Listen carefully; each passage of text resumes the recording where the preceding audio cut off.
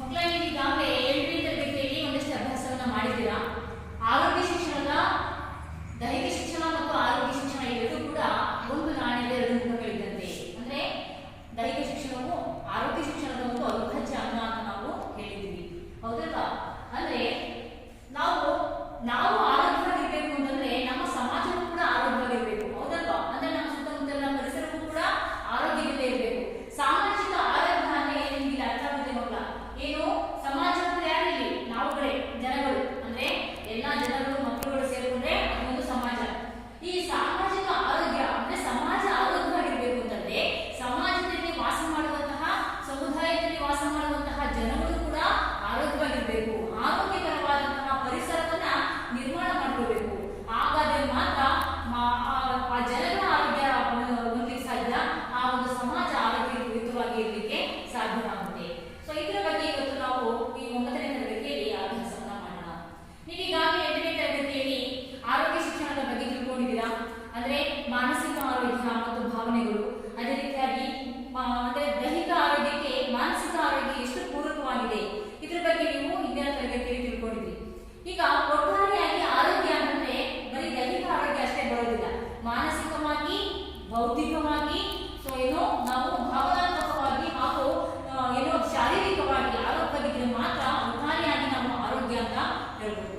ಅಂದ್ರೆ ಈಗ ಮನಸ್ಸು ಸರಿ ಇಲ್ಲದೆ ಹೋದ್ರೆ ದೇಹ ಮಾತ್ರ ಆರೋಗ್ಯಯುತವಾಗಿದ್ರೆ ಆಟೋಮೆಟಿಕಲಿ ಸೊ ಏನೋ ದೇಹ ಆರೋಗ್ಯನೂ ಹಾಳಾಗ್ತಾ ಹೋಗುತ್ತೆ.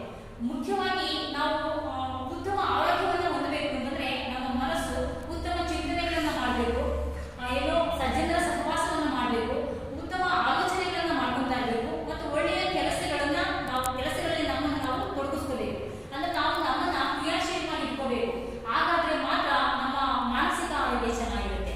ನಂತರದಲ್ಲಿ ನಾವು ಒಂದಷ್ಟು ದೇಹಕ್ಕೆ ವ್ಯಾಯಾಮಗಳನ್ನ, ಚಟುವಟಿಕೆಯನ್ನ ಕೊಡ್ತಾ ಏನೋ ನಮಗೆ ಬೇಕಾದಂತಹ ಅಂದ್ರೆ ತುಂಬಾ ಉಪಯುಕ್ತವಾದಂತಹ ಅಂದ್ರೆ ಆರೋಗ್ಯಕರವಾದಂತಹ ಆಹಾರ ಸೇವನೆಯನ್ನ ಮಾಡ್ತಾ ಇದ್ರೆ ನಾವು ದೈಹಿಕ ಆರೋಗ್ಯವನ್ನ ಹೊಂದಬಹುದು.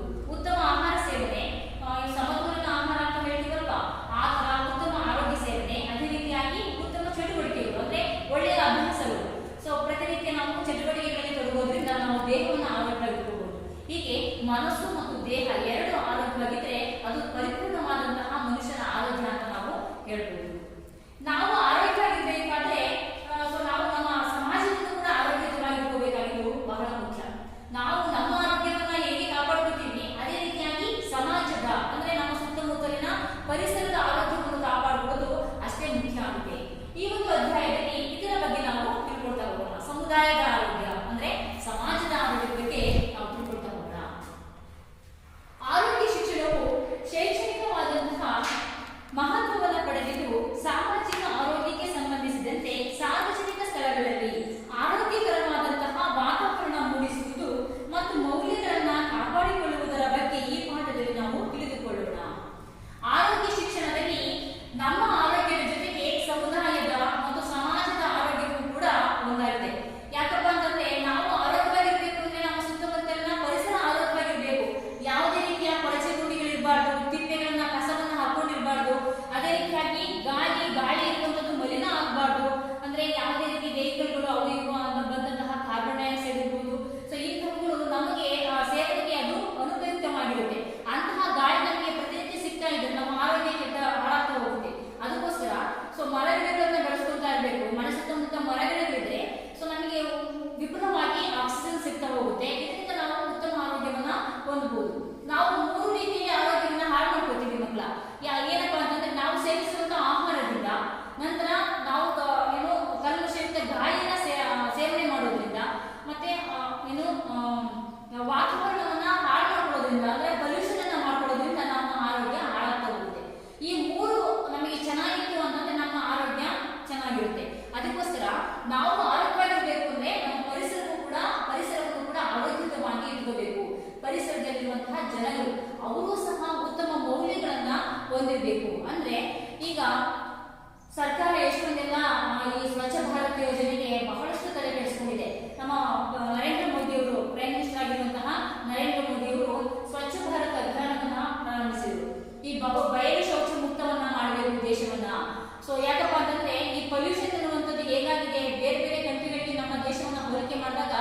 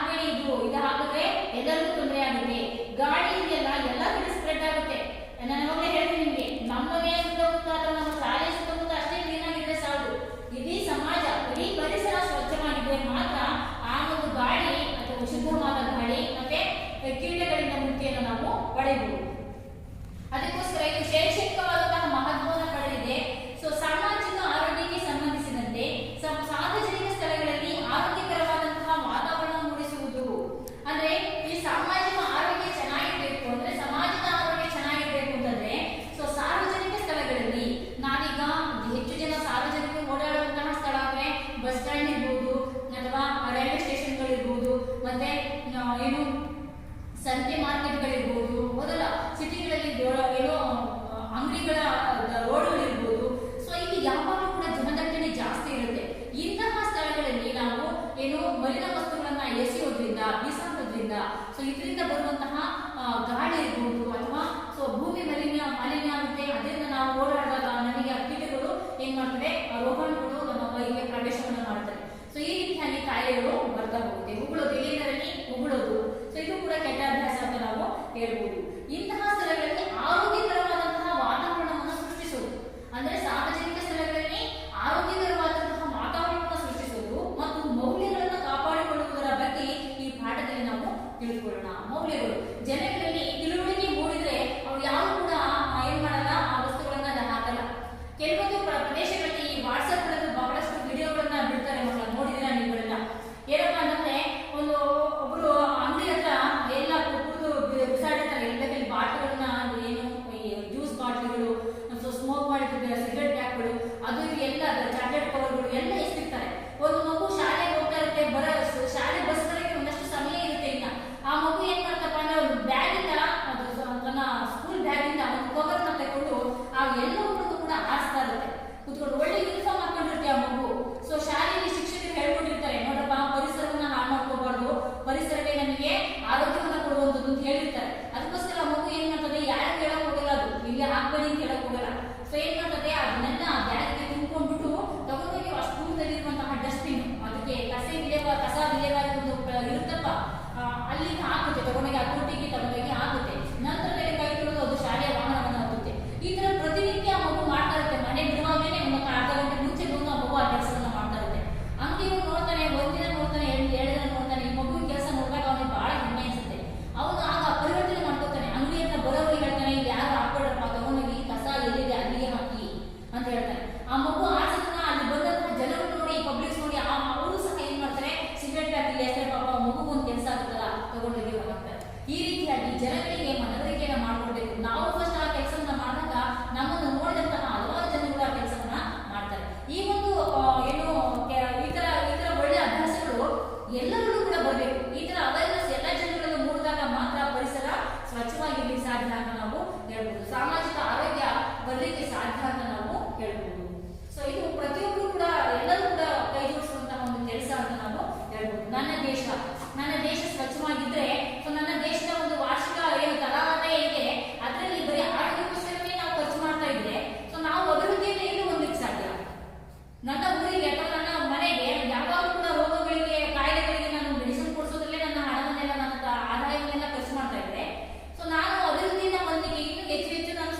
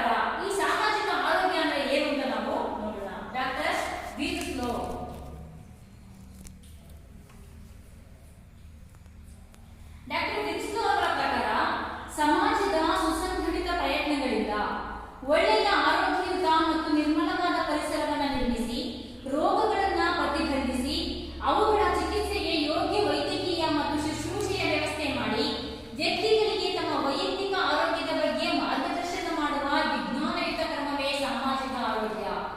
ಈಗ ಒಂದು ಊರಿಗೆ ಸಾಂಕ್ರಾಮಿಕ ಕಾಯಿಲೆಗಳು ಬಂದಿದೆ ಅಂತ ಅನ್ಕೊಳ್ಳೋಣ. ಸೊ ಅವಾಗ ಫಸ್ಟ್ ಏನ್ ಮಾಡ್ತಾರೆ, ಆರೋಗ್ಯ ಇಲಾಖೆಯವರು ಏನ್ ಮಾಡ್ತಾರೆ, ಸೊ ಅಲ್ಲಿ ಸಂಬಂಧಪಟ್ಟಂತಹ ಯಾರು ಡಾಕ್ಟರ್ಗಳು ಏನ್ ಮಾಡ್ತಾರೆ, ಇಲ್ಲಿಗೆ ಯಾರು ಇರ್ತಾರೆ ನಿಯೋಜನೆ ಮಾಡಿರುವಂತಹ ನರ್ಸ್ಗಳಿರ್ಬೋದು, ಡಾಕ್ಟರ್ ಇರ್ಬೋದು, ಬಂದ್ಬಿಟ್ಟು ಆ ಊರಿನ ಈಗ ಒಂದು ಊರಿನಲ್ಲಿ ಜಾಸ್ತಿ ಜನ ಸೊ ಮಲೇರಿಯಾಯಿಂದನೋ ಕಾಲ್ರಾಯಿಂದನೋ ಬಳಲ್ತಾ ಇದ್ದಾರೆ. ಯಾವ ಊರು ಅಂತ ಹೆಸರು ಕೇಳಿದಾಗ ಈ ಊರ ಹೆಸರು ಕೇಳ್ತಾರಲ್ವಾ, ಯಾಕೆ ಈ ಊರಿನಲ್ಲಿ 10-15 ಜನ ಬರೀ ಕಾಲ್ರಾ ಮಲೇರಿಯಾ ರೋಗ ಪೇಷಂಟ್ಗಳೇ ಬರ್ತಾ ಇದ್ದಾರಲ್ಲ ಅಂದಾಗ ಎಲ್ಲಿ ಏನು ಕಲುಷಿತವಾಗಿದೆ ಅಂದ್ರೆ ಆ ಊರಿನಲ್ಲಿ ನೀರು ಚೆನ್ನಾಗಿಲ್ವೋ ಅಥವಾ ಸೊ ಏನೋ ಡ್ರೈನೇಜ್ಗಳೆಲ್ಲ ಬ್ಲಾಕ್ ಆಗಿದೆಯೋ, ಎಲ್ಲಿ ಸೊಳ್ಳೆ ಜಾಸ್ತಿ ಉತ್ಪತ್ತಿ ಆಗ್ತಾ ಇದೆಯೋ, ಸೊ ಆಗೇನ್ ಮಾಡ್ತಾರೆ ಎಚ್ಚೆತ್ಕೊಂಡ್ಬಿಟ್ಟು ಅವುಗಳನ್ನ ತರಿಸ್ಕೊಂಡ್ಬಿಟ್ಟು ಪರೀಕ್ಷೆಯನ್ನ ಮಾಡ್ತಾರೆ. ಮಾಡಿದಾಗ ಗೊತ್ತಾಗುತ್ತೆ ಅವುಗಳನ್ನ ನೀರಿನಿಂದ ಏನಾಗಿದೆ ಈ ಒಂದು ಕಾಯಿಲೆ ಬರ್ತಾ ಇದೆ ಅಂದ್ರೆ ಎಲ್ಲಿ ಬೇಕಲ್ಲಿ ಮೋರಿಗಳು ಬ್ಲಾಕ್ ಆಗಿದೆ, ಸೊ ಅವುಗಳು ನೀಟಾಗಿ ಮೂವ್ ಆಗ್ತಾ ಇಲ್ಲ.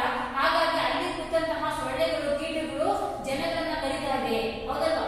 ರಾತ್ರಿ ಬಂದ್ರೆ ನೀವು ಸೊಳ್ಳೆ ಬಟ್ಟೆ ಇರ್ಬೋದು ಅಥವಾ ನೀವು ಗುಡ್ ನೈಟ್ ಕಾಯಿಲೆಗಳನ್ನ ಇರ್ಬೋದು, ಏನೋ ಹಾಕೊಂಡು ಸೊಳ್ಳೆ ಕಡಿತದಿಂದ ಮುಕ್ತಿನ ಪಡಿಬಹುದು. ಆದ್ರೆ ಹಗಲೆಲ್ಲ ಓಡಾಡ್ತೀವಿ, ಕೆಲಸ ಮಾಡ್ತೀವಿ, ನಾವು ಕೂತ್ಕೋತೀವಿ, ಮತ್ತೊಂದೆಲ್ಲ ಇದ್ದಾಗ ಆಗ ಸೊಳ್ಳೆಗಳು ಕಡಿಬಹುದಲ್ಲ. ಸೊ ಸೊಳ್ಳೆಗಳು ಕಡಿದ ತಕ್ಷಣ ನಮಗೆ ಕಾಯಿಲೆಗಳು ಅಟ್ಯಾಕ್ ಆಗ್ತಾನೆ ಇರುತ್ತೆ. ಆ ಗಾಳಿಯನ್ನು ಸೇವನೆ ಮಾಡಿದ್ರು ಕೂಡ, ಕೆಟ್ಟ ಗಾಳಿಯನ್ನು ಸೇವನೆ ಮಾಡಿದ್ರು ಕೂಡ ನಮಗೆ ಕಾಯಿಲೆ ಬರುತ್ತೆ. ಸೊಳ್ಳೆಗಳೇ ಕಡಿಯಲಿಕ್ಕೆ ಕುಂತಿಲ್ಲ, ಗಾಳಿ ಮೂಲಕನೂ ಕೂಡ ನಾವು ಉಸಿರಾಟದ ಮೂಲಕನೂ ಕೂಡ ನಾವು ಕಾಯಿಲೆಗಳನ್ನ ತರಿಸ್ಕೊತೀವಿ. ಸೊ ಅದಕ್ಕೋಸ್ಕರ ಸೊ ಇಂಥದನ್ನ ಅವ್ರು ಏನ್ ಮಾಡ್ತಾರಪ್ಪ ಅಂತಂದ್ರೆ, ಸೊ ಅವರಿಗೆ ಹೋಗ್ಬಿಟ್ಟು ಡ್ಯೂಟಿ ಪೌಡರ್ ಅನ್ನು ಅಥವಾ ಬ್ಲೀಚಿಂಗ್ ಪೌಡರ್ ಹಾಕುವಂಥದ್ದು, ಸ್ಪ್ರೇ ಮಾಡುವಂಥದ್ದು, ಕೀಟನಾಶಕಗಳನ್ನ ಸ್ಪ್ರೇ ಮಾಡುವಂಥದ್ದು, ಮತ್ತೆ ಸೊ ಆ ಒಂದು ನೀರನ್ನ ನೀವು ಕಾಯಿಸಿ ಕುಡೀರಿ ಒಂದು ಸ್ವಲ್ಪ ದಿನ, ಹೌದಲ್ಲ? ಆ ರೀತಿಯಾಗಿ ಅವರಿಗೆ ಎಚ್ಚರಿಕೆಯನ್ನ ಕೊಡ್ತಾರೆ, ಹೌದಲ್ಲ? ಸೊ ಹೀಗೆ ಡಾಕ್ಟರ್ ಪ್ರಿನ್ಸಿಪಲ್ ಅವರು ಏನು ಹೇಳ್ತಾರಪ್ಪ, ಸಾಮಾಜಿಕ ಆರೋಗ್ಯ ಅಂದ್ರೆ ಸಮಾಜದ ಸುಸಂಘಟಿತ ಪ್ರಯತ್ನಗಳಿಂದ, ಅಂದ್ರೆ ಸಂಘಟಿತ ಪ್ರಯತ್ನ ಅಂದ್ರೆ ಎಲ್ಲರೂ ಕೂಡ ಒಟ್ಟಾಗಿ ಮಾಡುವಂತಹ ಕಾರ್ಯ ಕೆಲಸ ಇದು. ಸುಸಂಘಟಿತ ಪ್ರಯತ್ನಗಳು ಕೆಲಸಗಳಿಂದ ಒಳ್ಳೆಯ ಆರೋಗ್ಯಯುತ ಮತ್ತು ನಿರ್ಮಲವಾದ ಪರಿಸರವನ್ನು ನಿರ್ಮಿಸಿ. ಇದು ಒಬ್ಬರಿಂದ ಆಗುವಂತಹ ಕೆಲಸ ಅಲ್ಲ, ಎಲ್ಲರೂ ಒಗ್ಗೂಡಿ ಸುಸಂಘಟಿತವಾಗಿ ಸೊ ಆರೋಗ್ಯಯುತ ಮತ್ತು ನಿರ್ಮಲವಾದ ಪರಿಸರವನ್ನ ನಿರ್ಮಿಸಿ ರೋಗಗಳನ್ನ ಪ್ರತಿಬಂಧಿಸಿ. ಅಂದ್ರೆ ನಾವು ಆರೋಗ್ಯವಾಗಿದ್ರೆ ನಮ್ಮ ರೋಗಗಳು ಬರೋದಿಲ್ಲ, ಹೌದಲ್ಲ? ಸೊ ನಮಗೆ ರೋಗ ನಿರೋಧಕ ಶಕ್ತಿ ಹೆಚ್ಚಾಗಬೇಕು ಅಂತಂದ್ರೆ ಉತ್ತಮ ಆಹಾರ ಪದ್ಧತಿಯನ್ನು ಇಟ್ಕೊಂಡಿರ್ತೀವಿ ನಾವು. ಜೊತೆಗೆ ಈ ರೋಗ ರುಜಿನಗಳಿಂದ ಮುಕ್ತಿ ಪಡೆಯಬೇಕು ಅಂದ್ರೆ ಪರಿಸರವನ್ನ ಸ್ವಚ್ಛವಾಗಿ ಇಟ್ಕೊಂಡಿರ್ತೀವಿ, ಹೌದಲ್ಲ? ಸೊ ಆಗ ರೋಗಗಳನ್ನ ಪ್ರತಿಬಂಧಿಸಿ ಆ ರೋಗಗಳು ಬರದೇ ಹಾಗೆ ತಡೆದು ಅವುಗಳ ಚಿಕಿತ್ಸೆಗೆ ಅಕಸ್ಮಾತ್ ಮತ್ತು ಏನಾದರೂ ಸಾಂಕ್ರಾಮಿಕ ಕಾಯಿಲೆಗಳು ಒಬ್ಬರಿಂದ ಒಬ್ಬರಿಗೆ ಹರಡುವಂತ ಕಾಯಿಲೆಗಳು ಬಂದ್ರೆ ಅಂತಹ ಚಿಕಿತ್ಸೆ, ಅಂತಹ ರೋಗಗಳಿಗೆ ಯೋಗ್ಯವಾದಂತಹ ಚಿಕಿತ್ಸೆಗಳನ್ನ, ವೈದ್ಯಕೀಯ ಶುಶ್ರೂಷೆಗಳನ್ನ ವ್ಯವಸ್ಥೆ ಮಾಡಿಸಿ ವ್ಯಕ್ತಿಗಳಿಗೆ ತಮ್ಮ ವೈಯಕ್ತಿಕ ಆರೋಗ್ಯದ ಬಗ್ಗೆ ಮಾರ್ಗದರ್ಶನ ಮಾಡುವ ವಿಜ್ಞಾನಯುತ ಕ್ರಮವೇ ಸಾಮಾಜಿಕ ಆರೋಗ್ಯ ಅಂತ ಡಾಕ್ಟರ್ ಪ್ರಿನ್ಸಿಪಲ್ ಅವರು ಹೇಳ್ತಾರೆ. ಅಂದ್ರೆ ಸಮಾಜದ ಸುಸಂಘಟಿತ ವ್ಯಕ್ತಿಗಳು ಎಲ್ಲರೂ ಕೂಡ ಸೇರಿ ಆರೋಗ್ಯಯುತವಾದಂತಹ ಪರಿಸರವನ್ನು ನಿರ್ಮಾಣ ಮಾಡಿಕೊಂಡು ರೋಗಗಳನ್ನ ಪ್ರತಿಬಂಧಿಸಿ ಆದ್ರೂ ಕೂಡ ಅವರಿಗೆ ರೋಗಗಳು ಬಂದಾಗ ಯೋಗ್ಯವಾದಂತಹ ಚಿಕಿತ್ಸೆಗಳನ್ನ ಕೊಡಿಸಿ ಸೊ ಏನೋ ನಂತರ ಅವರುಗಳನ್ನೆಲ್ಲರೂ ಕೂಡ ಆ ಪರಿಸರವನ್ನ ಅವರನ್ನು ಕೂಡ ಆರೋಗ್ಯಯುತವಾಗಿ ಮಾಡುವುದೇ ಈ ಒಂದು ಸಾಮಾಜಿಕ ಆರೋಗ್ಯ ಅಂತ ಅವರು ಹೇಳ್ತಾರೆ. ಅರ್ಥ ಆಯ್ತಲ್ಲ ಮಕ್ಕಳ? ಡಾಕ್ಟರ್ ಬ್ರೋಕಿಂಗ್ ಅವರು ಸಾಮಾಜಿಕ ಆರೋಗ್ಯ ಅಂತ ಏನು ಹೇಳ್ತಾರೆ ನೋಡೋಣ. ಡಾಕ್ಟರ್ ಬ್ರೋಕಿಂಗ್ ಅಂದ್ಬಿಟ್ಟು ಇವರ ಅಭಿಪ್ರಾಯದಲ್ಲಿ ಒಂದು ಜ್ಞಾನ ಸಂಕಲನ ಮತ್ತು ಅದನ್ನು ಕಾರ್ಯಗತ ಮಾಡುವ ವಿಧಾನವೇ ಸಾಮಾಜಿಕ ಆರೋಗ್ಯ ಅಂತ ಹೇಳ್ತಾರೆ. ಜ್ಞಾನ ಸಂಕಲನ ಅಂದ್ರೆ ಏನಪ್ಪಾ ಅಂದ್ರೆ ತನಗೆ ತಿಳಿದಿರುವಂತಹ ಜ್ಞಾನವನ್ನ ಸಮಾಜದ ಜನಗಳಿಗೆ ಹೇಳುವಂಥದ್ದು. ಸಂಕಲನ ಮಾಡೋದು ಏನು, ಅದನ್ನ ಎಲ್ಲರೂ ಕೂಡ ತಿಳಿಕೊಳ್ಳೋದು. ನಾವು ಏನ್ ಮಾಡ್ಬೋದು, ಸೊ ಏನು ಬ್ಯಾನರ್ಗಳನ್ನ ಹಿಡಿದು ರೋಡಲ್ಲಿ ಸೊ ಏನೋ ಜಾಗ ಹೋಗ್ಬೋದು, ಹೌದಲ್ಲ? ಸೊ ಸ್ವಚ್ಛ ಪರಿಸರವನ್ನ ಕಾಪಾಡ್ಕೊಳ್ಳೋಣ, ನಮ್ಮ ಆರೋಗ್ಯವನ್ನ ನಾವು ರಕ್ಷಿಸಿಕೊಳ್ಳೋಣ, ಈ ತರ ಬ್ಯಾನರ್ಗಳನ್ನ ಬರ್ಕೊಂಡು ಜನಗಳಿಗೆ ಅವೇರ್ನೆಸ್ ಮೂಡಿಸೋದು, ಹೌದಲ್ಲ? ಸೊ ನಿಮ್ಮ ಮನೆ ಸುತ್ತಮುತ್ತ ನೀವು ಸ್ವಚ್ಛ ಮಾಡ್ಕೊಂತ ಹೋದ್ರೆ ಪ್ರತಿಯೊಬ್ಬರು ಕೂಡ ಅವರವ್ರ ಮನೆ ಸುತ್ತ ಸ್ವಚ್ಛ ಮಾಡ್ಕೊಂತ ಹೋದ್ರೆ ಪರಿಸರ ಸ್ವಚ್ಛವಾಗಿರುತ್ತೆ, ಎಲ್ಲ ಇಡೀ ಸೊ ವಾತಾವರಣ ಸಮಾಜವೇ ಸ್ವಚ್ಛವಾಗುತ್ತೆ. ಸೊ ಈ ರೀತಿಯಾಗಿ ಅವೇರ್ನೆಸ್ ಅನ್ನ ಜನರಲ್ಲಿ ಮೂಡಿಸೋದು, ಅದನ್ನ ನಾವು ಬ್ರೋಕಿಂಗ್ ಏನು ಅಂತ ಹೇಳ್ತಾರೆ. ಇವರ ಅಭಿಪ್ರಾಯದಲ್ಲಿ ಒಂದು ಜ್ಞಾನ ಸಂಕಲನ ಮತ್ತು ಅದನ್ನ ಕಾರ್ಯಗತ ಮಾಡುವ ವಿಧಾನ, ಹೌದಲ್ಲ? ನಾವು ತಿಳ್ಕೊಂಡಂತಹ ಜ್ಞಾನವನ್ನ ಯಾವ ರೀತಿಯಾಗಿ ಕಾರ್ಯಗತ ಮಾಡ್ತೀವಿ, ಸೊ ಅದನ್ನ ನಾವು ಸಾಮಾಜಿಕ ಆರೋಗ್ಯ ಅಂತ ಅವರು ಹೇಳ್ತಾರೆ. ನೆಕ್ಸ್ಟ್, ಸಮಾಜವನ್ನ ಸಾಂಸ್ಕೃತಿಕ ಹಾಗೂ ಉಳಿದ ರೋಗಗಳಿಂದ ರಕ್ಷಿಸಿ ಸಂರಕ್ಷಿಸಿ ಅದರ ಆರೋಗ್ಯವನ್ನ ಕಾಪಾಡಲು ಮತ್ತು ಉತ್ತಮಗೊಳಿಸಲು ಆಹಾರದ ಕಲಬೆರಕೆ, ನೀರಿನ ಮಲಿನತೆ, ಹವೆಯ ದೋಷ ಇವುಗಳನ್ನು ತಡೆಗಟ್ಟಿ ಒಳ್ಳೆಯ ವಾತಾವರಣದಲ್ಲಿ ಒಳ್ಳೆಯ ನಾಗರಿಕರು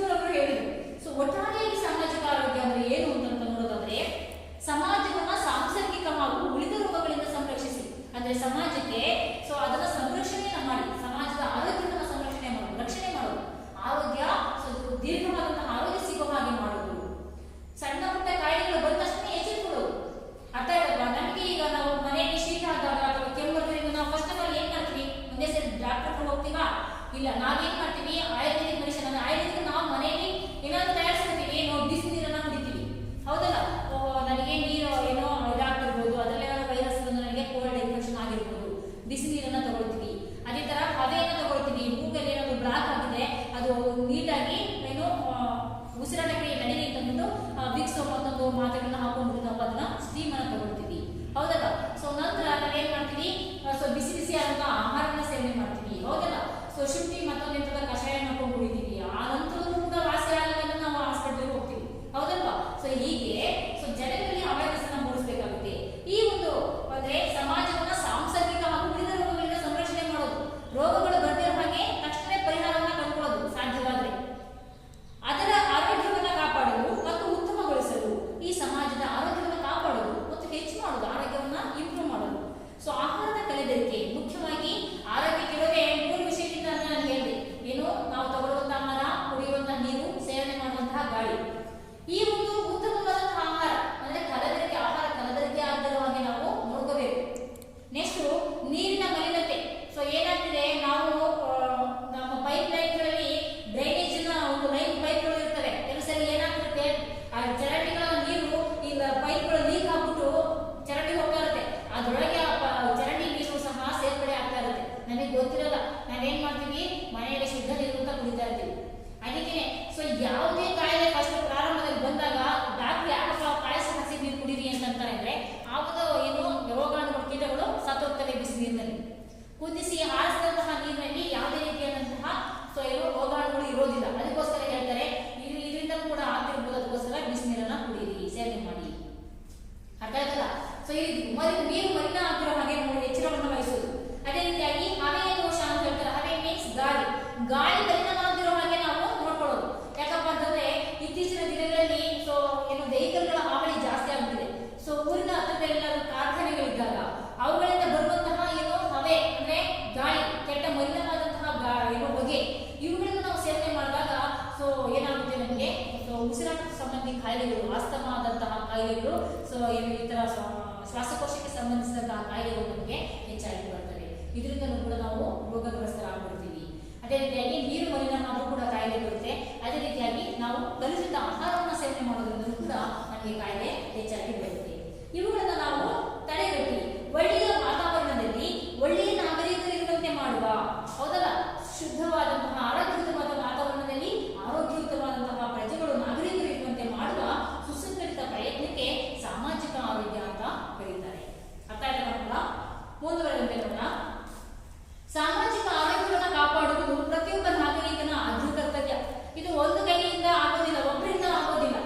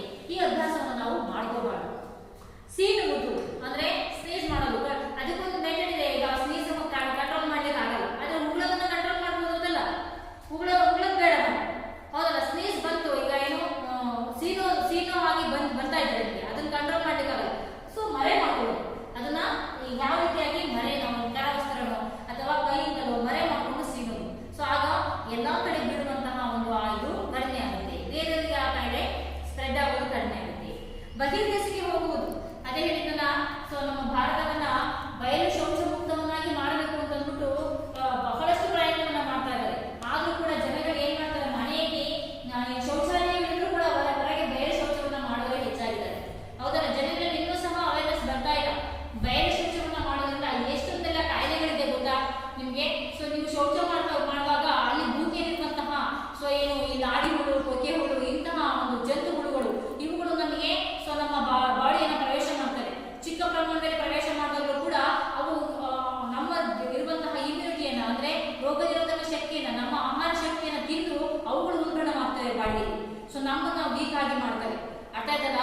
ಸೊ ಇಂತಹ ಅವುಗಳು ಬಂದಾಗ ಹೊಟ್ಟೆ ನೋವು ಬರೋದು, ನಮಗೆ ಹೌದಲ್ಲ ವಾಕರಿಕೆ ಬರೋದು, ವಾಂತಿ ಮಾಡುವಾಗ ಆಗೋದು, ಇಂತಹ ಕಾಯಿಲೆಗಳನ್ನು ಉಲ್ಬಣ ಮಾಡ್ತವೆ ಅವು. ಸೊ ಅದಕ್ಕೋಸ್ಕರ ಬಯಲು ಶೌಚ ಮುಕ್ತ ಅಂದ್ರೆ ನಾವು ಮನೆಗಳಲ್ಲಿ ಸ್ವಚ್ಛವಾದಂತಹ ಶೌಚಾಲಯಗಳನ್ನ ಇಟ್ಕೊಂಡಿರ್ಬೇಕು. ನಾವು ಅಲ್ಲಿನೇ ನಾವು ಶೌಚವನ್ನ ಮಾಡಬೇಕು. ಸೊ ಬಹಿರ್ದೇಶಕ್ಕೆ ಹೋಗೋದನ್ನ ನಿಲ್ಲಿಸಬೇಕು. ಈ ಮೂರುಗಳನ್ನು ಕೂಡ ನಾವು ಅಭ್ಯಾಸವನ್ನ ಮಾಡ್ಕೋಬಾರ್ದು. ಕಂಡ ಕಣ್ಣಲ್ಲಿ ಉಗುಳೋದು, ಸೀನೋದು, ಬಹಿರ್ದೇಶಕ್ಕೆ ಹೋಗೋದನ್ನ ನಿಲ್ಲಿಸಬೇಕು. ಮೊದಲನೇ ಪಾಯಿಂಟ್. ಎರಡನೇ ಪಾಯಿಂಟ್ ನೋಡೋಣ. ಉಪಯೋಗಿ ಯೋಗ್ಯವಲ್ಲದ ಹೊಲಸು ಪದಾರ್ಥಗಳನ್ನ ಕಂಡ ಕಣ್ಣಲ್ಲಿ ಎಸೆಯದೆ ಅದಕ್ಕಾಗಿ ನಿರ್ದಿಷ್ಟಪಡಿಸಿದ ಸ್ಥಳಗಳಲ್ಲಿ ಹಾಕಬೇಕು. ಹೌದಲ್ಲ, ಈ ಉಪಯೋಗಿ ಯೋಗ್ಯವಲ್ಲ, ಹೌದಲ್ಲ. ಸೊ ನಾವೇನ್ ಮಾಡಿದ್ವಿ, ಸೊ ಚಾಕ್ಲೇಟ್ ತಿಂದು ಬೇಗ ಹೊರಗೆ ಚಾಕ್ಲೇಟ್ ಬೇಕಾಗಿತ್ತು, ಚಾಕ್ಲೇಟ್ ತಗೊಂಡು ಉಪಯೋಗ ಇಲ್ಲ. ಸೊ ಅದನ್ನೇನ್ ಮಾಡಿದ್ವಿ, ಎಲ್ಲೆಲ್ಲ ಎಸೆದ್ವಿ. ಅದಕ್ಕೆ ಮಳೆ ನೀರು ಮತ್ತೊಂದೇನೋ ಬಂದು ಸೇರ್ಕೊಂಡು ಅದು ಕೊಳದು ಕೆಟ್ಟ ವಾಸನೆ ಬಂತು. ಅಲ್ಲಿ ನೀರು ನಿಂತಹ ಜಾಗದಲ್ಲಿ ಏನಾಯ್ತು, ಭೂಮಿ ಮಾಲಿನ್ಯ ಆಯ್ತು. ಸೊ ಅಲ್ಲಿ ಕೊಳದಂತಹ ಪದಾರ್ಥಗಳಿಂದ ಕೆಟ್ಟ ವಾಸನೆ ಗಾಳಿ ಬರುತ್ತೆ, ಅದರಿಂದಲೂ ಕಾಯಿಲೆ ಬಂತು. ಅಲ್ಲಿ ಕೂತಂತಹ ಕೀಟಗಳು ಸೊ ನಮಗೆ ಕಳೆದಾಗ ಅಥವಾ ನಮ್ಮ ದೇಹವನ್ನು ಪ್ರವೇಶ ಮಾಡಿದಾಗ ಸೊ ನಮಗೆ ಕಾಯಿಲೆ ಬರುತ್ತೆ. ಅದಕ್ಕೋಸ್ಕರ ಸೊ ಉಪಯೋಗಿ ಯೋಗ್ಯವಲ್ಲದ ವಸ್ತುಗಳನ್ನ ಸರಿಯಾದ ಅಂತ ಪದಾರ್ಥಗಳನ್ನ ನಾವು ಎಲ್ಲಿಂದಲ್ಲಿ ಎಸಿಬಾರ್ದು. ಹೊಲಸು ಪದಾರ್ಥಗಳನ್ನ ಕಂಡ ಕಣ್ಣಲ್ಲಿ ಎಸೆಯದೆ ಅದಕ್ಕಾಗಿ ನಿರ್ದಿಷ್ಟಪಡಿಸಿದ ಸ್ಥಳಗಳಲ್ಲಿ ಅದನ್ನ ಹಾಕಬೇಕು.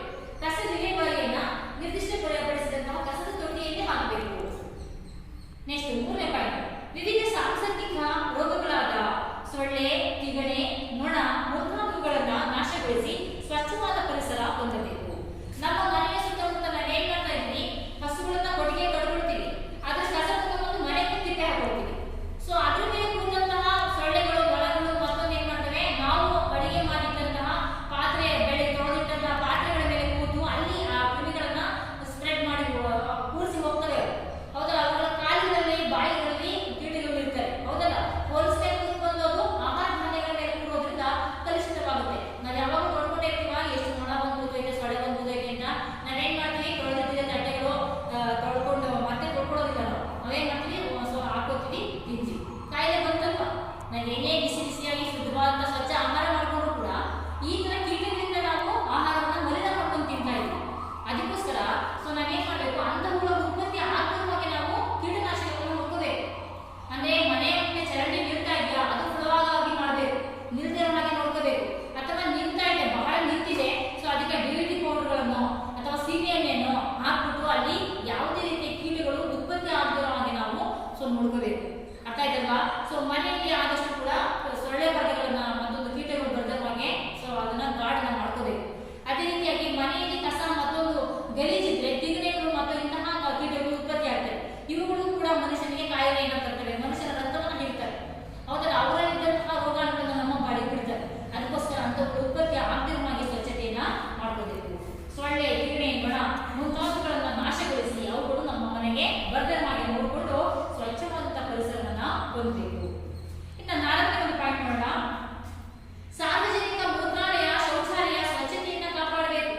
ಸಾರ್ವಜನಿಕವಾಗಿ ಅಂದ್ರೆ ನಾವು ಮನೆಗಳಲ್ಲಿ ಸ್ವಚ್ಛವಾಗಿದ್ರೆ ಅಷ್ಟೇ ಸಾಕು. ನಾವು ಎಲ್ಲಾದ್ರೂ ಹೊರ ಹೋಗ್ತೀವಿ, ಔಟಿಂಗ್ ಹೋಗ್ತೀವಿ, ಬಸ್ ಸ್ಟ್ಯಾಂಡ್ಗಳಲ್ಲಿ, ಮತ್ತೊಂದು ಯಾವುದೋ ಊರುಗಳಲ್ಲಿ, ಸೊ ನಾವು ಶೌಚವನ್ನ ಮಾಡಲಿಕ್ಕೆ ಪಬ್ಲಿಕ್ ಟಾಯ್ಲೆಟ್ ಹೋಗ್ತೀವಿ. ನಾವು ಆ ಒಂದು ಪ್ರದೇಶದಲ್ಲಿ ಯಾರು ಕೂಡ ಏನು ತಗೊಳಪ್ಪ ಇದೆ ನಮ್ಮ ಮನೆಯ ವಾಸನೆ ಬರುತ್ತೆ, ನನಗೆ ನಿಮ್ಮ ಕೆಲಸ ಮುಗಿಸಿ ಹೋಗೋದು ಅಂತ ಅಂದ್ಬಿಟ್ಟು ಎಲ್ಲರೂ ನೆಗ್ಲೆಕ್ಟ್ ಮಾಡ್ಕೊಂಡು ನೀರನ್ನು ಅಥವಾ ಅಲ್ಲಿ ಡೋನೆಕ್ಸೋ ಮತ್ತೊಂದು ಯಾವುದೋ ಫೆನೈಲ್ ಹಾಕದೇನೆ ಸೊ ಸ್ವಚ್ಛ ಮಾಡದೇನೆ ಅದ್ರ ಮೇಲೆ ಮೇಲೆ ಶೌಚ ಮಾಡೋದ್ರಿಂದ ಸಹ ಕಾಯಿಲೆಗಳು ನಮಗೆ ಬರುತ್ತೆ. ಯಾಕಪ್ಪ ಅಂದ್ರೆ ಒಂದು ಬಾರಿ ಶೌಚ ಮಾಡಿದಾಗ ಅದಕ್ಕೆ ಒಂದು ಕೀಟನಾಶಕವನ್ನು ಹಾಕ್ಲೇಬೇಕಾಗುತ್ತೆ. ಹೌದಲ್ಲ, ಕೀಟಗಳು ಹೋಗ್ಲಿಕ್ಕೆ ಸೊ ಅದಕ್ಕೆ ನಾವು ಫೆನೈಲ್ ಅಥವಾ ಡೊನೆಕ್ಸ್ ಪೌಡರ್ಗಳನ್ನ ಏನಾದ್ರೂ ಹಾಕೋಬೇಕು. ಸೊ ಹಾಕೋದಿಲ್ಲ,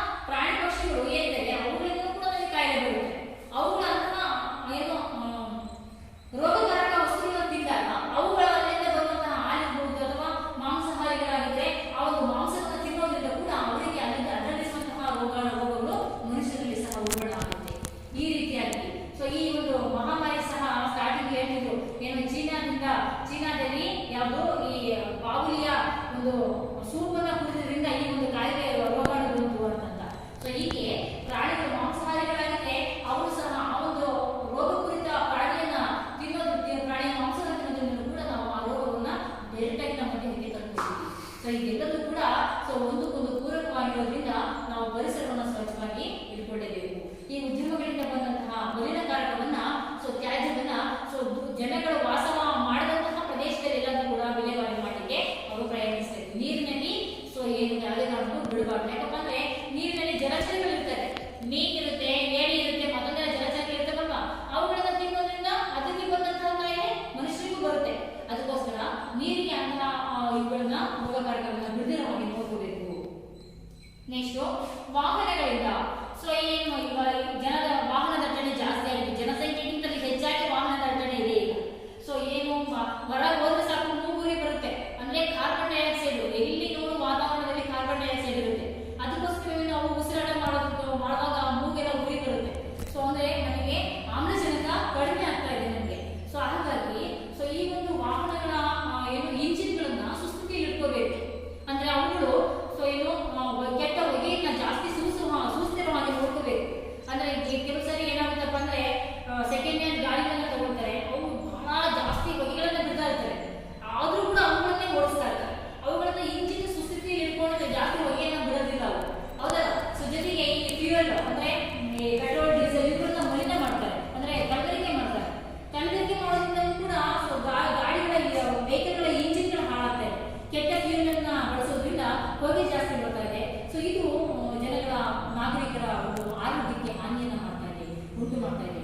ಆದಷ್ಟು ಕೂಡ ಸೊ ಆ ವೆಹಿಕಲ್ಗಳ ವಾಹನಗಳ ಇಂಜಿನ್ಗಳನ್ನ ಸುಸ್ಥಿತಿಯಲ್ಲಿ ಇಟ್ಕೊಂಡು ಜಾಸ್ತಿ ಹೊಗೆಯನ್ನ ಸೂಸ್ತಿರವಾಗಿ ನಾವು ಅದನ್ನ ರಕ್ಷಣೆ ಮಾಡಬೇಕು ಸೊ ಅಂತ ಹೇಳ್ಬೋದು. ನೆಕ್ಸ್ಟ್ ಶಬ್ದ. ಕೆಲವರೆಲ್ಲ ಗಾಡಿಯಲ್ಲಿರುವಂತಹ ವೆಹಿಕಲ್ಗಳಿರುವಂತಹ ಸೈಲೆನ್ಸರ್ ಕಿತ್ತು ಜೋರಾಗಿ ಸೌಂಡ್ ಮಾಡಿ ಅಂತ ಹೊಡಿತಾರೆ. ಸೊ ಬರೋ ಸೌಂಡ್ ಮಾಡ್ತಾ ವೆಹಿಕಲ್ಗಳು ಅಷ್ಟೊಂದು ವೆಹಿಕಲ್ ಸೊ ಏನಾಗುತ್ತೆ, ನಮಗೆ ಕಿರಿಕಿರಿಯಿಂದ ಉಂಟು ಮಾಡುತ್ತೆ, ಹೌದಲ್ಲ. ಕರ್ಕಶವಾದ ಸೌಂಡ್ ಅನ್ನ ಕೇಳಲಿಕ್ಕೆ ಯಾರು ಇಷ್ಟಪಡ್ತಾರೆ? ಪ್ರಶಾಂತವಾದ ವಾತಾವರಣ ಇರಬೇಕು, ನಮ್ಮ ಮನಸ್ಸು ಆರೋಗ್ಯವಾಗಿರ್ಬೇಕು ಅಂದ್ರೆ ಹೇಗಿರ್ಬೇಕು ವಾತಾವರಣ, ಯಾವುದೇ ರೀತಿಯ ಸೌಂಡ್ ಗದ್ದಲ ಇರಬಾರ್ದು, ಹೌದಲ್ಲ. ಈ ಶಬ್ದ ಮಾಲಿನ್ಯವು ಕೂಡ ನಮಗೆ ನಮ್ಮ ಮಾನಸಿಕ ಆರೋಗ್ಯದ ಮೇಲೆ ಕೆಟ್ಟ ಪರಿಣಾಮವನ್ನ ಬೀರುತ್ತೆ. ಹವೆ, ಗಾಳಿ, ಈ ಗಾಳಿ ಮಲಿನವಾಗ್ತಾ ಇದೆ. ಸೊ ಇದರಿಂದನೂ ಕೂಡ ನಮ್ಮ ಆರೋಗ್ಯ ಹಾಳಾಗ್ತಾ ಇದೆ. ಸೊ ಹೀಗೆ ಉದ್ಯಮಗಳು ಅಂದ್ರೆ ಕಾರ್ಖಾನೆಗಳು ಅಥವಾ ಸೊ ಫ್ಯಾಕ್ಟರಿಗಳು, ವಾಹನಗಳಿಂದ ಬರುವಂತಹ ಸೊ ಅವು ಮತ್ತೆ ನೀರನ್ನ ಮಲಿನ ಮಾಡ್ತಿರೋದು, ಈ ಪ್ರಾಣಿಗಳನ್ನ ಸೊ ಬಟ್ಟೆ ಒಗಿಲಿಕ್ಕೋಸ್ಕರ ಏನ್ ಮಾಡ್ತಿದ್ದಾರೆ, ನೀರಿನಲ್ಲಿ ಹೋಗ್ಬಿಟ್ಟು ಅಲ್ಲಿ ಊರಿನ ಹತ್ರ ಕೆರೆ ಇದೆ ಅಥವಾ ನದಿ ಹರಿತಾ ಇದೆ ಅಂದ್ರೆ ಆ ನದಿ ನೀರಿನಲ್ಲಿ ಸೊ ಏನ್ ಮಾಡ್ತಾರೆ, ಅವನ್ನೆಲ್ಲ ಅವುಗಳನ್ನ ಏನು ವಾಹನಗಳನ್ನು ತೊಳೆಯೋದು, ಹಸುಕರುಗಳನ್ನ ಸ್ನಾನ ಮಾಡಿಸೋದು, ನೀರನ್ನ ಮಲಿನ ಮಾಡ್ತಾ ಇದ್ದಾರೆ. ಅದೇ ನೀರು ಮುಂದೆ ಹರ್ಕೊಂಡು ಹೋದಾಗ ಅವರು ಕುಡಿಲಿಕ್ಕೆ ಬಳಸ್ಬೋದು, ಹೌದಲ್ವಾ. ಸೊ ಇದರಿಂದಲೂ ಕೂಡ ನಮಗೆ ಕಾಯಿಲೆ ಬರ್ತಾ ಇದೆ. ಅಥವಾ ಉದ್ಯಮಗಳಿಂದ ಬರುವಂತಹ ಕೆಟ್ಟ ತ್ಯಾಜ್ಯವನ್ನ ನೀರಿಗೆ ಬಿಡೋದ್ರ ಮೂಲಕನೂ ಕೂಡ ಸೊ ನಾವು ಕಾಯಿಲೆಯನ್ನ ನೀರನ್ನ ಮಲಿನ ಮಾಡಿಕೊಂಡು ಕಾಯಿಲೆನ ತಂದುಕೊಳ್ತಾ ಇದ್ದೀವಿ. ಸೊ ಅದೇ ರೀತಿಯಾಗಿ ಹವೆ, ಗಾಳಿ, ಕೆಟ್ಟ ಗಾಳಿಗಳನ್ನ ಸೇವನೆ ಮಾಡೋದ್ರಿಂದ ಸೊ ಇವೆಲ್ಲವೂ ಕೂಡ ಮಲಿನವಾಗದಂತೆ ಕ್ರಮ ತೆಗೆದುಕೊಳ್ಳುವುದು ಅತ್ಯಗತ್ಯವಾಗಿದೆ. ಅಂದ್ರೆ ಭೂ ಮಾಲಿನ್ಯ, ಶಬ್ದ ಮಾಲಿನ್ಯ, ವಾಯು ಮಾಲಿನ್ಯ ಮತ್ತೆ ಯಾವುದು ಜಲ ಮಾಲಿನ್ಯ, ಇವುಗಳ ಆಗ್ತಿರೋ ಹಾಗೆ ನಾವು ತಡೆಗಟ್ಟೋದ್ರಿಂದ ನಾವು ಈ ಒಂದು ಏನು ಸಾಮಾಜಿಕ ಆರೋಗ್ಯವನ್ನು ಹೊಂದಲಿಕ್ಕೆ ಸಾಧ್ಯ ಆಗುತ್ತೆ. ನೆಕ್ಸ್ಟ್ ಮುಂದಿನ ಒಂದು ಪಾಯಿಂಟ್, ಸುತ್ತಮುತ್ತಲ ಪರಿಸರದಲ್ಲಿ ಯಾವುದಾದರೂ ಸಾಂಸಾರಿಕ ರೋಗಗಳು ಕಂಡು ಬಂದಲ್ಲಿ ಸಂಬಂಧಪಟ್ಟ ಪ್ರಾಧಿಕಾರಕ್ಕೆ ತಿಳಿಸುವುದು. ಈಗ ನಮ್ಮ ಅಕ್ಕಪಕ್ಕ ಊರಲ್ಲಿ ಸೊ ಯಾವುದಾದ್ರೂ ಒಂದು ಸಾಂಸಾರಿಕ ಕಾಯಿಲೆ ಅಂತ ಹೇಳ್ತಾರೆ, ಅಂದ್ರೆ ಸಾಂಕ್ರಾಮಿಕ ಕಾಯಿಲೆ ಅರ್ಥ ಆಯ್ತಲ್ಲ, ಮಲೇರಿಯಾ ಇರ್ಬೋದು, ಡೆಂಗ್ಯೂ ಇರ್ಬೋದು, ಯಾವುದು ಚಿಕನ್ಗುನ್ಯಾ ತರದವು, ಅದೇ ತರ ಏನು ಕಾಲರ, ಇಂತಹ ಕಾಯಿಲೆಗಳು ಏನಾದ್ರು ಆ ಊರಲ್ಲಿ ಇದೆ, ಆ ಊರಿನಲ್ಲಿ 16 ಪೇಷಂಟ್ಗಳು ಆಸ್ಪತ್ರೆಗೆ ಹೋಗ್ತಿದ್ದಾರೆ ಅಂತಂದಾಗ ಅದಕ್ಕೆ ಸಂಬಂಧಪಟ್ಟಂತಹ ಊರಿನ ಪ್ರಮುಖರು ಯಾರಿರ್ತಾರೆ ಅವರುಗಳು ಸಂಬಂಧಪಟ್ಟಂತಹ ಪ್ರಾಧಿಕಾರ ಅಂದ್ರೆ ಆರೋಗ್ಯ ಇಲಾಖೆಗೆ ಅದನ್ನ ಸುದ್ದಿ ಮುಟ್ಟಿಸ್ಬೇಕು. ನಮ್ಮ ಊರಿನಲ್ಲಿ ಜಾಸ್ತಿಯಾಗಿ ಎಲ್ರಿಗೂ ಮಲೇರಿಯಾ ಬರ್ತಾ ಇದೆ, ಹೌದಲ್ಲ. ಸೊ ಅದೇ ಸೊಳ್ಳೆಗಳು ಕಡಿತವೆ, ಅವ್ರು ಮತ್ತೊಬ್ಬರು ಕಡಿತವೆ, ಆರೋಗ್ಯವಂತರು ಪಡೆದ್ರು ಕೂಡ ಆ ಒಂದು ಕಾಯಿಲೆ ಅವನಿಗೆ ಬರುತ್ತೆ. ಅದಕ್ಕೋಸ್ಕರ ಸೊ ಅದನ್ನ ತಕ್ಷಣವೇ ಜಾಸ್ತಿ ಆಗೋದಕ್ಕೆ, ಉಲ್ಬಣ ಆಗೋದಕ್ಕಿಂತ ಮುಂಚೆ ತಕ್ಷಣವೇ ಅದನ್ನ ಸಂಬಂಧಪಟ್ಟಂತಹ ವೈಜ್ಞಾನಿಕರಿಗೆ ತಿಳಿಸೋದ್ರಿಂದ ಆ ಒಂದು ಏನು ಸಾಂಕ್ರಾಮಿಕ ಕಾಯಿಲೆಯಿಂದ ನಾವು ಬೇಗ ಕಂಟ್ರೋಲ್ ಮಾಡಬಹುದು, ಮುಕ್ತಿಯನ್ನು ಪಡೆಯಬಹುದು, ಹೆಚ್ಚು ಜನ ರೋಗ ಪೀಡಿತರಾಗದಂತೆ ನಾವು ಕ್ರಮವನ್ನು ವಹಿಸಬಹುದು ಅಂತ ಹೇಳ್ಬೋದು. ಈ ಒಂದು ಸಂಬಂಧಪಟ್ಟಂತ ಪ್ರಾಧಿಕಾರಕ್ಕೆ ತಿಳಿಸುವುದು, ಇದಿಷ್ಟು ಕೂಡ ಸಾಮಾಜಿಕ ಆರೋಗ್ಯವನ್ನು ಕಾಪಾಡಿಕೊಳ್ಳಿಕ್ಕೆ ನಾವು ಏನು ಗಮನಿಸಬೇಕಾದಂತಹ ಅಂಶಗಳು. ಅರ್ಥ ಆಯ್ತಲ್ಲ? ಈಗ ಸಾಮಾಜಿಕ ಆರೋಗ್ಯದ ಅವಶ್ಯಕತೆ ಏನು ಅನ್ನೋದ್ರೆ, ಸಾಮಾಜಿಕ ಆರೋಗ್ಯವನ್ನು ಕಾಪಾಡ್ಕೋಬೇಕು ಅಂದ್ರೆ ನಾವು ಇಷ್ಟೊಂದೆಲ್ಲ ಅಂಶಗಳನ್ನ ಗಮನ ಇಟ್ಕೋಬೇಕು, ಹೌದಲ್ವಾ. ಸೊ ಆಗ ಮಾತ್ರ ಸಾಮಾಜಿಕ ಆರೋಗ್ಯ ಸಾಧ್ಯ. ಸೊ ಸಾಮಾಜಿಕ ಆರೋಗ್ಯದ ಅವಶ್ಯಕತೆ ಏನು ನಮಗೆ ಅಂತ ನಾವು ನೋಡೋದಾದ್ರೆ,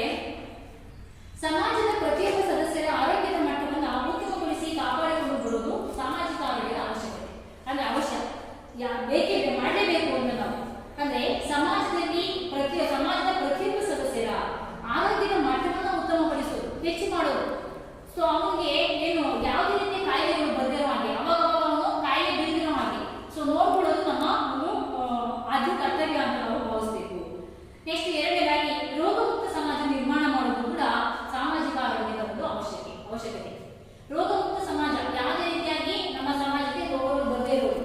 ಸೊ ಕೆಲವು ಊರುಗಳಲ್ಲಿ ಇರ್ತಾರೆ, ಕೆಲವರು ವರ್ಷ ಆದ್ರೂ ಕೂಡ ಯಾವುದೇ ಕಾಯಿಲೆಗೆ ಬರೋದಿಲ್ಲ. ಸಣ್ಣ ಪುಟ್ಟ ಕಾಯಿಲೆ ಬಂದು ಕೂಡ ಮನೆ ಮದ್ದಲ್ಲೇ ಅವರು ಅದನ್ನು ಸರಿ ಮಾಡ್ಕೊಳ್ತಾರೆ. 2 ವರ್ಷ 3 ವರ್ಷಕ್ಕೆ ಯಾವಾಗಲೋ ಒಂದ್ಸಲಿ ಜ್ವರ ಬರುತ್ತೆ ನಮಗೆ ಏನ್ ಹೇಳ್ತಾರೆ. ಸೊ ಅವರು ಉತ್ತಮವಾದ ಆರೋಗ್ಯವನ್ನು ಹೊಂದಿದ್ದಾರೆ ಅಂತ ನಾವು ಹೇಳ್ಬೋದು. ಸಮಾಜವನ್ನ ರೋಗಮುಕ್ತವನ್ನಾಗಿ ಮಾಡಬಹುದು. ಸಮಾಜದಲ್ಲಿ ಪರಸ್ಪರ ಶಾಂತಿ, ಪ್ರೀತಿ, ವಿಶ್ವಾಸ, ಸೌಹಾರ್ದತೆ ಅಭಿವೃದ್ಧಿಪಡಿಸೋದು. ಸಮಾಜದಲ್ಲಿರುವಂತಹ ಜನಗಳಲ್ಲಿ ಪರಸ್ಪರ ಶಾಂತಿ, ಯಾಕಪ್ಪ ಅಂತಂದ್ರೆ ನಾವು ಶಾಂತಿಯುತವಾಗಿ ಪ್ರೀತಿ ವಿಶ್ವಾಸದಿಂದ ಇದ್ರೆ ನಮಗೆ ಕಾಯಿಲೆ ಬರೋಲ್ವಾ ಅಂತ ಕೇಳ್ಬೋದು. ನಾನು ಮೊದಲೇ ಹೇಳ್ತಾ ಇದ್ದೀನಿ ನಿಮಗೆ, ಮಾನಸಿಕ ಆರೋಗ್ಯವು ಕೂಡ ದೈಹಿಕ ಆರೋಗ್ಯದ ಮೇಲೆ ಪರಿಣಾಮವನ್ನ ಬೀರುತ್ತೆ.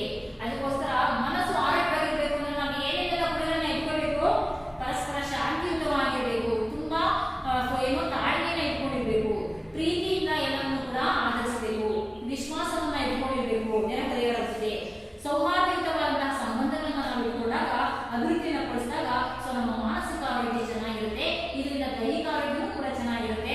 ಸೊ ಹಾಗಾಗಿ ಸಾಮಾಜಿಕ ಆರೋಗ್ಯದ ಗುಣಗಳು ಕೂಡ ಇದರಲ್ಲಿ ಬಂದಂತಾಗುತ್ತೆ. ಸೊ ನೆಕ್ಸ್ಟ್ ಒಂದು ಸಂತೋಷದಾಯಕ ಆರೋಗ್ಯದಿಂದ ಜೀವನ ನಡೆಸಲು ಸಹಾಯ ಮಾಡುವುದು. ಸೊ ನೆರೆಹೊರೆಯವರಿಗೆ ಯಾವುದು ಕಷ್ಟವಿದ್ದಾಗ ನಾವು ಅದಕ್ಕೆ ಸ್ಪಂದಿಸಿದಾಗ ಸೊ ಅವರನ್ನು ಕೂಡ ನಮ್ಮ ಸಂಬಂಧ ಚೆನ್ನಾಗಿರುತ್ತೆ. ಸೊ ಹಾಗಾಗಿ ಸಂತೋಷಿತವಾಗಿ ನೆರೆಹೊರೆಯವರ ಜೊತೆ ತುಂಬಾ ಪ್ರೀತಿ ಸೌಹಾರ್ದತೆಯಿಂದ ಸಂಬಂಧನ ಇಟ್ಕೊಂಡಿರಬೇಕು. ಸಂತೋಷದಾಯಕವಾದಂತಹ ಆರೋಗ್ಯಯುತವಾದಂತಹ ಜೀವನವನ್ನು ನಡೆಸಲು ಸಹಾಯವನ್ನ ಮಾಡುವುದು. ಇದೆಲ್ಲವೂ ಕೂಡ ಸಾಮಾಜಿಕ ಆರೋಗ್ಯದ ಅವಶ್ಯಕತೆ ಅಂತ ನಾವು ಹೇಳ್ಬೋದು. ಅರ್ಥ ಆಯ್ತಲ್ಲ ಮಕ್ಕಳ? ಒಟ್ಟಾರೆಯಾಗಿ ಪ್ರತಿಯೊಬ್ಬ ನಾಗರಿಕನು ಕೂಡ ತನ್ನ ವೈಯಕ್ತಿಕ ಆರೋಗ್ಯದ ಜೊತೆಗೆ ತನ್ನ ಪರಿಸರದ ಆರೋಗ್ಯ, ಸಮಾಜದ ಆರೋಗ್ಯವನ್ನು ಕಾಪಾಡಿಕೊಳ್ಳುವುದು ಪ್ರತಿಯೊಬ್ಬ ನಾಗರಿಕನ ಆದ್ಯ ಕರ್ತವ್ಯವಾಗಿರುತ್ತೆ. ಅದಕ್ಕೋಸ್ಕರ ಅವರು ಈ ಮೇಲಿನ ಎಲ್ಲ ಅಂಶಗಳನ್ನ ಗಮನದಲ್ಲಿಟ್ಟುಕೊಂಡು ಅಗತ್ಯವಾದಂತಹ ಜ್ಞಾನವನ್ನು ಹೊಂದಿ ಜನಗಳಲ್ಲಿ ಅವೇರ್ನೆಸ್ ಮೂಡಿಸಲಿಕ್ಕೆ ತನ್ನ ಕೈಲಾದಂತಹ ಸಹಾಯವನ್ನ ಮಾಡ್ತಾ ತನ್ನ ಪರಿಸರವನ್ನ ಸಮಾಜವನ್ನ ಆರೋಗ್ಯವಾಗಿ ಇಟ್ಕೋಬೇಕು ಅಂತ ಅಂದ್ಬಿಟ್ಟು ನಾವು ಹೇಳ್ಬಹುದು. ಈ ಒಂದು ಪಾಠದ ಮೂಲಕ ನಮಗೆ ಅರ್ಥ ಆಯಿತು. ಅಂದ್ರೆ ನಾವು ಆರೋಗ್ಯವಾಗಿರ್ಬೇಕು ಅಂದ್ರೆ ನಮ್ಮ ಪರಿಸರವೂ ಕೂಡ ಆರೋಗ್ಯವಾಗಿರ್ಬೇಕು ಅನ್ನುವಂಥದ್ದು ಈ ಒಂದು ಪಾಠದ ನೀತಿ ಅಂತ ನಾವು ಹೇಳ್ಬೋದು. ಅಂದ್ರೆ ನಾವು ಆರೋಗ್ಯವಾಗಿದ್ರೆ ನಮ್ಮ ಸಮಾಜವೂ ಕೂಡ ಆರೋಗ್ಯವಾಗಿರುತ್ತೆ. ಆ ಒಂದು ಆರೋಗ್ಯಕರವಾದಂತಹ ಸಮಾಜವನ್ನು ನಿರ್ಮಾಣ ಮಾಡುವುದು ಪ್ರತಿಯೊಬ್ಬ ನಾಗರಿಕನ ಆದ್ಯ ಕರ್ತವ್ಯವಾಗಬೇಕು ಅನ್ನುವಂಥದ್ದು ಈ ಒಂದು ಪಾಠದಲ್ಲಿ ಇರುವಂತಹ ನೀತಿ ಅಂತ ನಾವು ಹೇಳ್ಬೋದು. ಓಕೆ, ಈ ಒಂದು ಪಾಠ ನಿಮಗೆ ಅರ್ಥ ಆಗಿದೆ ಅಂತ ಭಾವಿಸಿದ್ದೀನಿ ಮಕ್ಕಳ. ಸೊ ಮತ್ತೊಮ್ಮೆ ಟೆಕ್ಸ್ಟ್ ಬುಕ್ ಅಲ್ಲಿ ಓದಿ